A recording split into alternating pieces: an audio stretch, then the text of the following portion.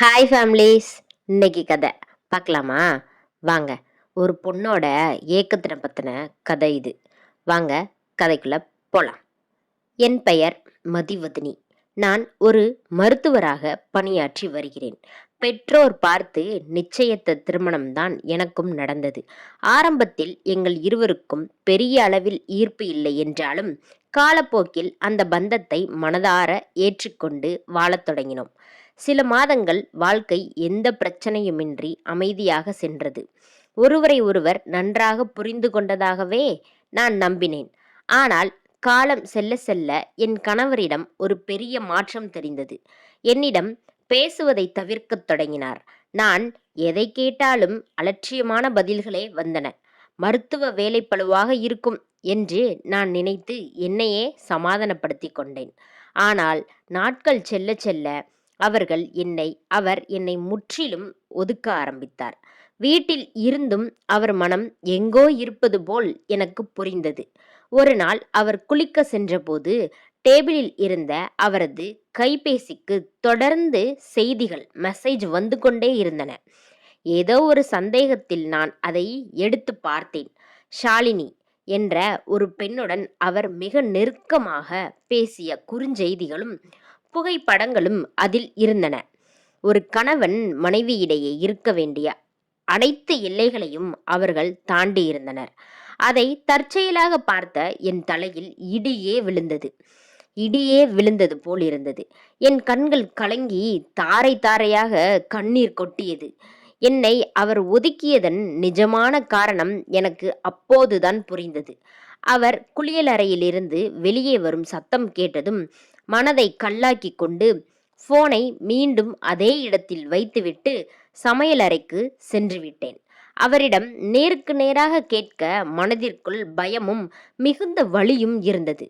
வழக்கம்போல் சாப்பாடு ரெடியா என்று அவர் கேட்டதற்கு நான் பதில் எதுவும் பேசாமல் அமைதியாக வேலைக்கு கிளம்பி சென்றேன். நான் எதையோ பார்த்துவிட்டேன் என்பதை அவர் உணர்ந்து கொண்டார். அதனால்தான் அவரும் என்னிடம் எதை பற்றி எதுவும் கேட்கவில்லை. அன்று மருத்துவமனையில் என்னால் எந்த நோயாளியையும் கவனிக்க முடியவில்லை. உடனே விடுப்பு எடுத்துக்கொண்டு என்ன செய்வதென்று தெரியாமல் அருகில் இருந்த ஒரு கோவிலில் போய் அமர்ந்து அழுதேன். அவரிடம் நியாயம் கேட்கலாம் என்று நினைத்தாலும் அதனால் எந்த பயனும் இருக்கப் போவதில்லை என்றும் மேலும் சண்டைகள்தான் வரும் என்றும் எனக்கு புரிந்தது. என் சொந்த காலில் நிற்கும் தைரியம் எனக்கு இருந்தாலும் அவரை நான் உண்மையாக நேசித்ததால் இந்த துரோகத்தை என்னால் தாங்கிக் கொள்ளவே முடியவில்லை. இதற்கு பிறகு கிட்டத்தட்ட 1 வருடம் நாங்கள் ஒரே வீட்டில் அந்நியர்களைப் போலத்தான் வாழ்ந்தோம். அவரும் அதை பற்றி பேசவில்லை, நானும் கேட்கவில்லை. ஒருவேளை விவாகரத்து கேட்டிருந்தால் கூட நான் அதை ஏற்றுக்கொண்டிருப்பேன். ஆனால் என்னை முற்றிலும் புறக்கணித்துவிட்டு அவர் அந்த பெண்ணுடன் சந்தோஷமாக நேரத்தை கழித்து கொண்டிருந்தார். அந்த சமயத்தில்தான் எங்கள் மருத்துவமனைக்கு விக்ரம் என்ற மூத்த மருத்துவர் மாற்றலாகி வந்தார்.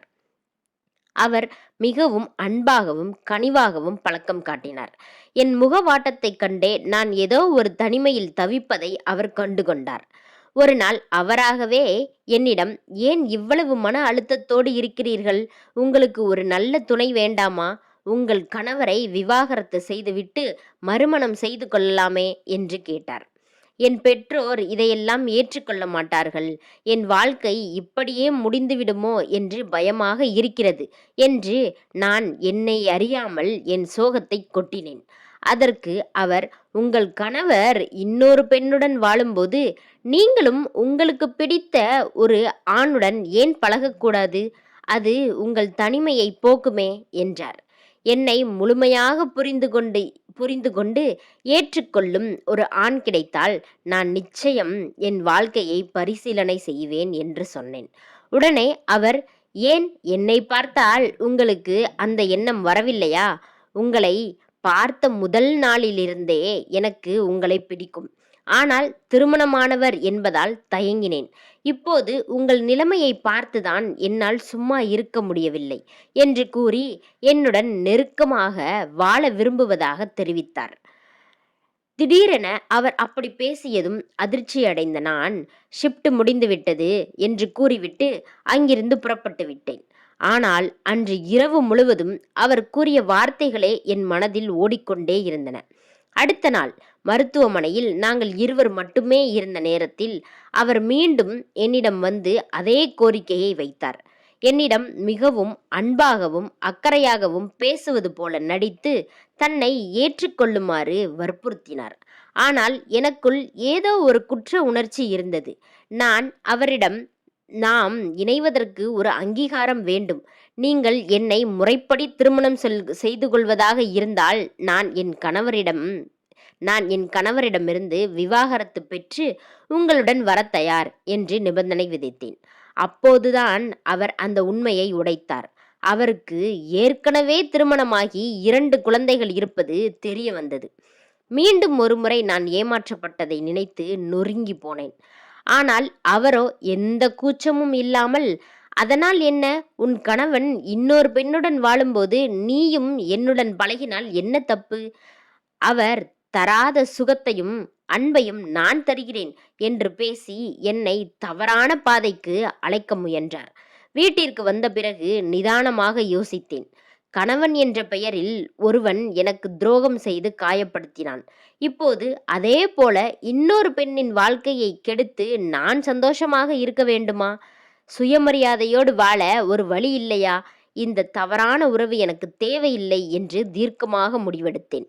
மறுநாள் என் முடிவை அவரிடம் சொன்னபோது, இதுவரை அன்பாக பேசிய விக்ரம் தன் உண்மையான கொடூர முகத்தை காட்டினார். நாம் பேசிய உரையாடல்கள், புகைப்படங்கள் எல்லாமே என்னிடம் ரெக்கார்டாகி இருக்கிறது.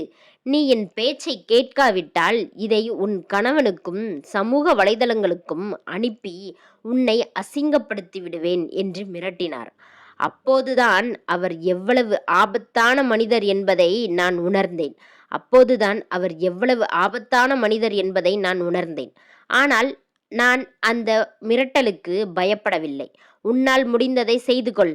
உன்னை போன்ற ஒரு மோசமான ஆணிடம் நான் தலைவணங்க மாட்டேன். நான் என் கணவரையும் விவாகரத்து செய்யப் போகிறேன். நான் படித்து நல்ல வேலையில் இருக்கும் ஒரு மருத்துவர். என் சொந்த காலில் வாழ எனக்கு தகுதி இருக்கிறது என்று தைரியமாக கூறிவிட்டு அந்த மருத்துவமனையை வேலையையே ராஜினாமா செய்துவிட்டு வேறு ஊருக்கு சென்றேன்.